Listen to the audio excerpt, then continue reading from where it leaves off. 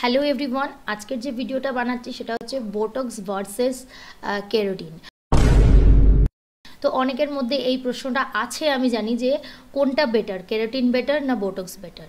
তো আজকের ভিডিওটাতে তোমাদের আশা করি আমি কমপ্লিট একটা সলিউশন দিতে পারবো, তাই ভিডিওটা স্কিপ না করে দেখতে থাকো। তো এই যে ইমেজেসগুলো তোমরা দেখছো সেটা হচ্ছে 2022 সালের অগস্ট মাসের 4 তারিখে আমি বোটক্স ট্রিটমেন্ট করাতে গেছিলাম ব্যারাকপুরের ফলক নাজের সেলুনে, বিকজ আমার চুলের কন্ডিশন খুবই খারাপ ছিল। তো অনেকের মুখে শুনেই আমি গেছিলাম। আর ওখানকার পরিবেশ দেখে আমি প্রথম দিনকে সত্যি ভিডিও করার আমার সাহস হয়নি, বিকজ এত বড় একটা জায়গায় আমি কোনো দিন যাইনি, বা ফলক নাজের মতো একজন ব্যক্তির সামনে গিয়ে এই ধরনের ভিডিও করার মতো সাহস সত্যি আমার হয়নি। বাট দুদিন পর ওরা আমাকে ডেকেছিল স্পায়ের জন্য। তো আমার প্রচুর ড্যান্ড্রফ ছিল বলে সেটার জন্য ওরা চার্জ করেছিল অ্যারাউন্ড 2500 এরকম কিছু। তো কি জানি আমিও পাগলের মতো খরচাও করে ফেলি সেই সময়টা। কিন্তু ওদের ম্যাসাজটা তোমরা ভিডিওতে দেখতে পাচ্ছ, ম্যাসাজটা খুব সুন্দর দিচ্ছিলো। বাট যতটুকু ক্লিপিং তোমরা ম্যাসাজের দেখছো না, ঠিক এক্স্যাক্টলি আমি কিন্তু এখানে কোনো কাটিং করিনি বা কোনো এডিটিং করিনি, ওইটুকু টাইমই কিন্তু ওরা ম্যাসাজটা আমাকে দিয়েছে। আমরাও স্পা করাই, আমরাও লোককে ম্যাসাজ দিই, বাট এইটুকু ম্যাসাজ করলে না আমাদের কেউ 1 টাকাও দেবে না।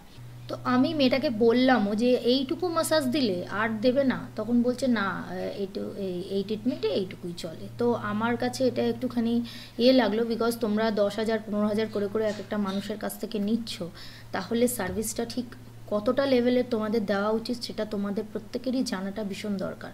বাই দ্য ওয়ে, তারপরে ওরা আমাকে কিছু স্টিম, তারপরে আবার ওয়াশ করে হেয়ার ড্রাই করে আমাকে বাড়ি পাঠিয়ে দিল। হ্যাঁ, বাড়ি পাঠিয়ে দেওয়ার সময় ওরা কয়েকটা কথা আমাকে বলল, যে অবশ্যই মাথা সবসময় কভার করে রাস্তায় বেরোতে হবে, চুল খোলা রাখা, চুল খুলে রাস্তাঘাটে বেরোনো যাবে না। তো আমি যদি 10-15 হাজার টাকা আমার চুলের পেছনে খরচাই করি, তাহলে আমি পাবলিকলি চুলটাকে খুলে বেরোতে পারবো না কেন? আমার প্রশ্নটা হচ্ছে এখানেই।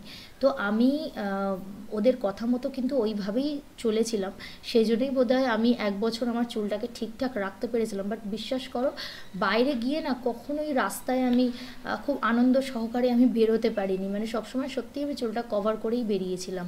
খুব কম দিনই হয়েছে যে আমি চুল খুলে রাস্তায় আমি বেরোতে পেরেছি।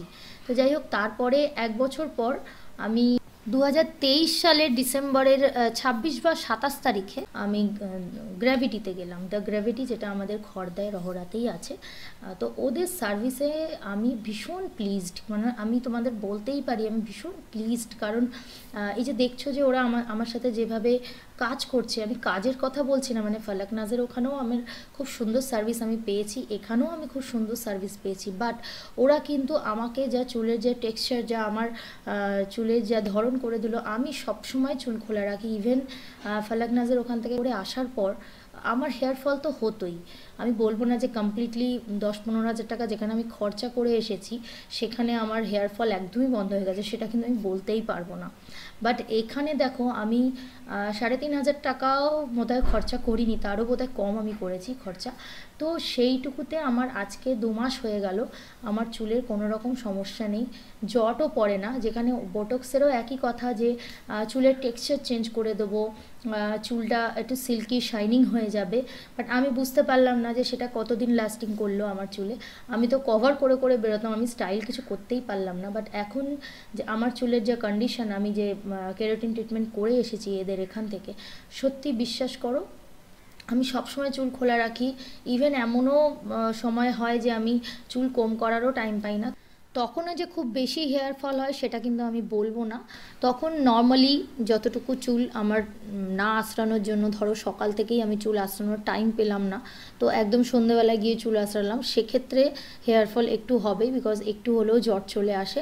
বাট আদারওয়াইজ এমনি কোনো সমস্যাই নেই, এইটুকু আমি তোমাদেরকে বলতেই পারি।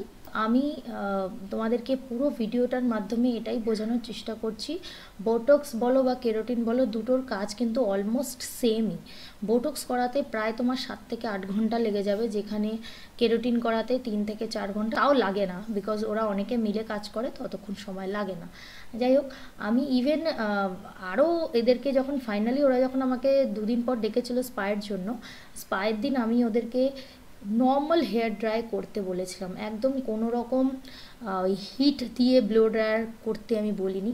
তোমরা দেখতেই পাচ্ছ ভিডিওতে আমার চুলের শাইনিংটা দেখতে পাচ্ছ। কিছুক্ষণ আগে তোমরা আমার বোটক্সের যে ট্রিটমেন্টের পর যে শাইনিং সেটাও তোমরা দেখলে বা টেক্সচারটা তোমরা দেখলে। আর হ্যাঁ, এটা ঠিক যে আমি এই কেরাটিন ট্রিটমেন্ট করার আগে অবশ্যই আমি পাওয়ার গামিজ যে ভিডিওটা তোমাদের সাথে শেয়ার করেছিলাম, আমি পাওয়ার গামিজটা কিন্তু আমি টানা 3 মাস নিয়েছিলাম যাতে চুলটা একটু শক্তপোক্ত হয়।